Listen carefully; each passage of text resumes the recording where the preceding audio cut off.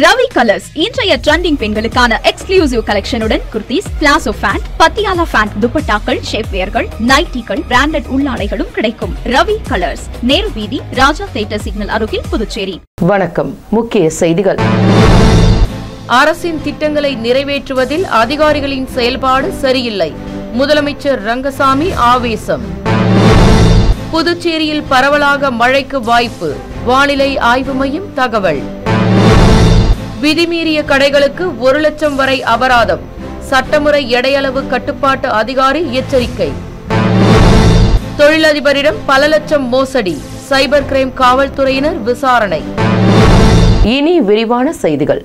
அரசின் திட்டங்களை நிறைவேற்றுவதில் அதிகாரிகளின் செயல்பாடுகள் சரியில்லை என முதலமைச்சர் ரங்கசாமி தெரிவித்துள்ளார். புதுச்சேரி அரசின் கலை பண்பாட்டுத்துறை, சுற்றுலாத்துறை சார்பில் நடைபெற்ற கருத்தரங்கில் முதலமைச்சர் ரங்கசாமி கருத்தரங்கை தொடங்கி வைத்து பேசுகையில், அரிக்கமேடு பற்றி புதுச்சேரியில் இருக்கும் பலருக்கும் தெரியுமா என்பது சந்தேகம்தான் எனவும், இதன் சிறப்பை அறிந்தவர்கள் குறைவானவர்கள்தான் என்றும், புதுச்சேரி சிறிய மாநிலமாக இருந்தாலும் வரலாற்று சிறப்புமிக்கதாகும் என கூறியுள்ளார். மேலும் அரிக்கமேட்டை பெரிய சுற்றுலா தலமாக மாற்ற நடவடிக்கை எடுத்து வருவதாகவும், உண்மையில் சொல்ல வேண்டுமானால் 22 ஆண்டுகள் ஆகியும் அரசு எடுத்த எந்த திட்டமும் வேகமாக நடைபெறுவதில்லை என்றும், இதற்கு அதிகாரிகளின் செயல்பாடே காரணம்.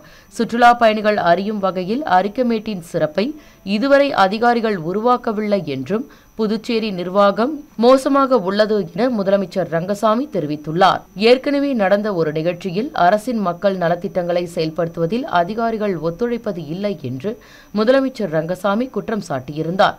தற்பொழுது மீண்டும் அதிகாரிகள் மீது முதலமைச்சர் ரங்கசாமி பாய்ந்துள்ளது குறிப்பிடத்தக்கது. தமிழ்நாடு மற்றும் புதுச்சேரியில் பரவலாக மழைக்கு வாய்ப்புள்ளதாக வானிலை ஆய்வு மையம் தகவல் தெரிவித்துள்ளது. தென்மேற்கு பருவமழை மேற்கு ராஜஸ்தான் பகுதியில் விலக தொடங்கியிருக்கின்றது. வழக்கமாக செப்டம்பர் 17ஆம் தேதி விலக தொடங்கும். இந்த சூழலில் இந்த ஆண்டு முன்கூட்டியே விலக தொடங்கியுள்ளது. ராஜஸ்தானில் உயர் அழுத்தம் காரணமாக 5 நாட்கள் வறண்ட வானிலை நிலவியதால் இந்த அறிவிப்பை வானிலை ஆய்வு மையம் வெளியிட்டிருக்கிறது. அக்டோபர் 2வது வாரத்தில் கேரளாவில் பருவமழை நிறைவு பெறும். அதனைத் தொடர்ந்து வடகிழக்கு பருவமழை 3வது வாரத்தில் தொடங்கும். பருவமழை விலக தொடங்கினாலும் இந்தியாவில் சில பகுதிகளில் இன்னும் மழைக்கான வாய்ப்பு இருக்கிறது என்று தெரிவிக்கப்பட்டுள்ளது. அதன்படி தமிழ்நாட்டில் தென் இந்திய பகுதிகளின் மேல் நிலவும் வளிமண்டல மேலடுக்கு சுழற்சி காரணமாக வருகின்ற செப்டம்பர் 17 முதல் 24ஆம் தேதி வரை பரவலாக மழைக்கு வாய்ப்பு இருப்பதாக வானிலை ஆய்வு மையம் தெரிவிக்கின்றது.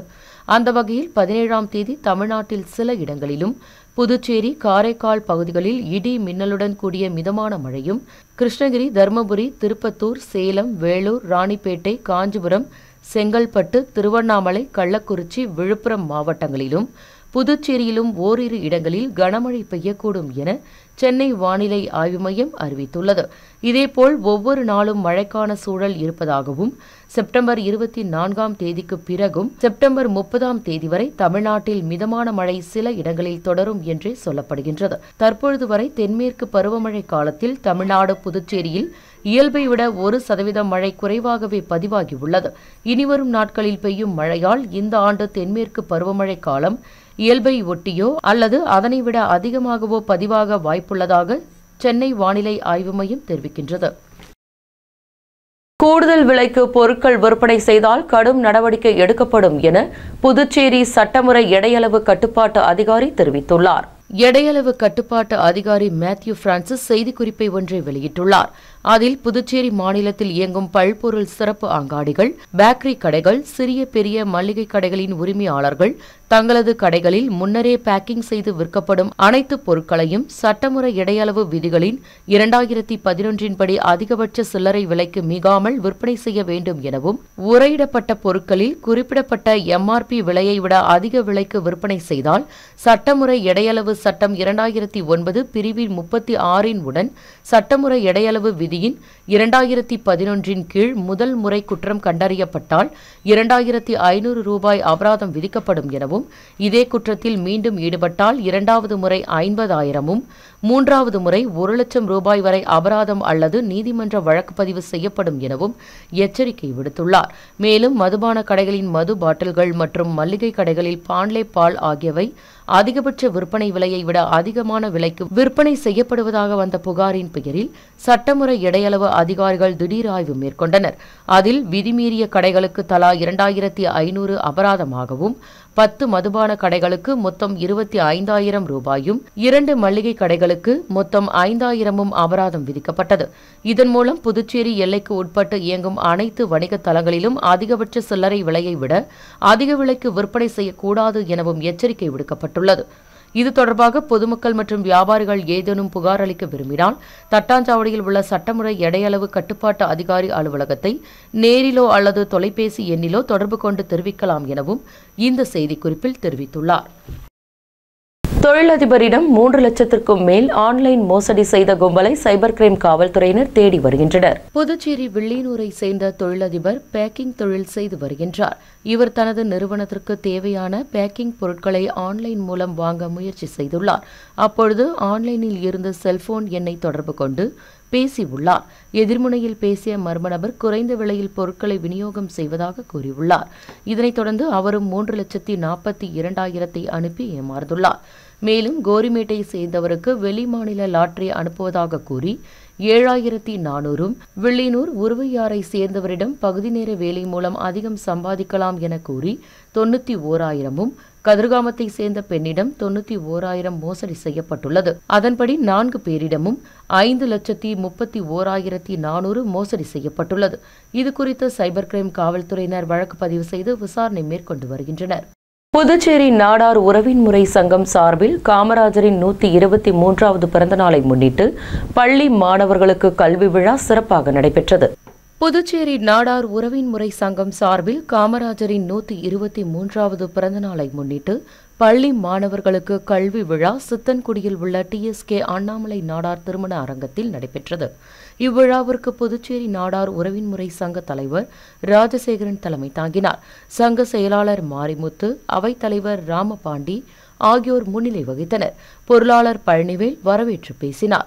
இவ்விழாவில் சிறப்பு விருந்தினராக புதுச்சேரி முதலமைச்சர் ரங்கசாமி கலந்து கொண்டு 2024-25 கல்வியாண்டில் +2 வகுப்பில் முதல் 3 மதிப்பெண் பெற்ற மாணவர்களுக்கும் மற்றும் SSLC வகுப்பில் முதல் 3 மதிப்பெண் பெற்ற மாணவர்கள் ஆகியோருக்கு ரொக்க பரிசுகள், கேடயம் மற்றும் சான்றிதழ்களை வழங்கினார்.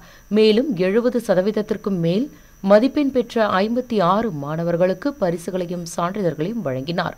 மேலும் இவ்விழாவில் அமைச்சர் ஜான்குமார், புதுச்சேரி நாடார் உறவின் முறை சங்க நிர்வாகிகள், உறுப்பினர்கள் பலர் கலந்து கொண்டனர். முடிவில் துணைத் தலைவர் தாமோதரன் நன்றி உரையாற்றினார். அரிக்கமேடு ஒரு பிந்தைய காலனித்துவ இந்திய பெருங்கடல் வரலாறு என்ற தலைப்பில் ஒருநாள் கருத்தரங்கம் சிறப்பாக நடைபெற்றது. அரிக்கமேடு ஒரு பிந்தைய காலனித்துவ இந்திய பெருங்கடல் வரலாறு மற்றும் தொல்லியல் என்ற தலைப்பில் ஒருநாள் கருத்தரங்கம் தனியார் விடுதியில் நடைபெற்றது. பெருங்கடல் வள மையம், மௌலானா அப்துல் கலாம் ஆசாத் ஆகிய ஆய்வு நிறுவனம், மத்திய அரசின் கலாச்சார அமைச்சகம், புதுச்சேரி அரசின் கலை பண்பாட்டுத்துறை, சுற்றுலாத்துறை சார்பில் நடைபெற்ற இந்த கருத்தரங்கிற்கு அமைச்சர் லட்சுமி நாராயணன் தலைமை தாங்கினார். முதலமைச்சர் ரங்கசாமி சிறப்பு விருந்தினராக கலந்து கொண்டு கருத்தரங்கை தொடங்கி வைத்தார். மேலும் இதில் பல ஆராய்ச்சியாளர்கள், அறிஞர்கள், அதிகாரிகள் என பலர் கலந்து கொண்டனர். வார விடுமுறையை கொண்டாட புதுச்சேரி கடற்கரை உள்ளிட்ட சுற்றுலா தலங்களில் மக்கள் அதிக அளவில் குவிந்தனர். புதுச்சேரியில் வார விடுமுறை நாட்களில் வெளி மாநிலங்களில் இருந்து சுற்றுலா பயணிகள் அதிக அளவில் வருகை தருவது வழக்கம். அதன்படி ஞாயிற்றுக்கிழமையான செப்டம்பர் 14ஆம் தேதி புதுச்சேரியில் சுற்றுலா பயணிகள் குவிந்தனர். இதனால் தங்கும் விடுதிகள், ரெசார்ட்டுகள், நட்சத்திர ஓட்டல்களில் சுற்றுலா பயணிகள் கூட்டம் நிரம்பி வழிந்தது. ரெஸ்டோ பார், மது பார்களில் இளைஞர்கள் கூட்டத்தை அதிக அளவில் காண முடிந்தது. மேலும் புதுச்சேரி கடற்கரை, பாரதி பூங்கா, நோனாங்குப்பம் படகு குழாம், மணக்குள விநாயகர் கோவில், அரவிந்தர் ஆசிரமம் உள்ளிட்ட பல்வேறு இடங்களில் சுற்றுலா பயணிகள் கூட்டம் அலைமோதியது. மேலும் புதுச்சேரியின் பழமையான பகுதியான அரிக்கமேட்டை படகில் சவாரி செய்து சுற்றுலா பயணிகள் பார்வையிட்டனர். பாண்டி மெரினா, சின்ன வீராம்பட்டினம் கடற்கரையில் அவர்கள் கடலில் இறங்கி விளையாடி மகிழ்ந்தனர். புதுச்சேரி ஒயிட் டவுன் பகுதிகளில் நாகரீக உடையணிந்த பெண்கள் ஒய்யாரமாக நடந்து வந்ததையும் காண முடிந்தது. அங்குள்ள கட்டிடங்கள் முன்பு வரையப்பட்டிருந்த படங்களின் முன்பு நின்று செல்ஃபி எடுத்து மகிழ்ந்தனர். மேலும் புதுச்சேரியில் உள்ள சாலைகளில் அதிக அளவில் வெளிமாநில பதிவெண் கொண்ட கார்கள், வலம் வந்தது. இதனால் முக்கிய சாலைகளில் அடிக்கடி போக்குவரத்து நெரிசலும் ஏற்பட்டது. முக்கிய சந்திப்புகளில் போக்குவரத்து காவல்துறையினர், சட்ட ஒழுங்கு காவல்துறையினர் இணைந்து போக்குவரத்தை சரி செய்தனர். மேலும் சுற்றுலா பயணிகள் மற்றும் உள்ளூர் மக்களின் வருகையால் காந்தி வீதி, சண்டே மார்க்கெட் ஆகியவை களை கட்டியது. அடுத்து வருவது புதுச்சேரியின் இன்றைய தங்கம் மற்றும் வெள்ளி விலை நிலவரம். இன்றைய தங்கம் வெள்ளி விலை விவரம். புதுவையில் இன்றைய தங்கம் வெள்ளி விலை விவரம் வழங்குபவர்கள் முத்து கோல்ட் ஹவுஸ், பாண்டிச்சேரி. தங்கம் 1 கிராம் 10,180 ரூபாய். இன்றைய தங்கம் வெள்ளி விலை விவரம். வெள்ளி 10 கிராம் 1,400 ரூபாய். இத்துடன் ஏஎம்என் செய்திகள் நிறைவடைந்தன. வணக்கம். உங்கள் ஏஎம்என் டிவி செய்திகளை யூடியூபில் உடனுக்குடன் காண ஏஎம்என் டிவி பாண்டிச்சேரி சேனலை சப்ஸ்கிரைப் செய்யுங்கள். பெல் பட்டனை மறக்காமல் கிளிக் செய்யுங்கள்.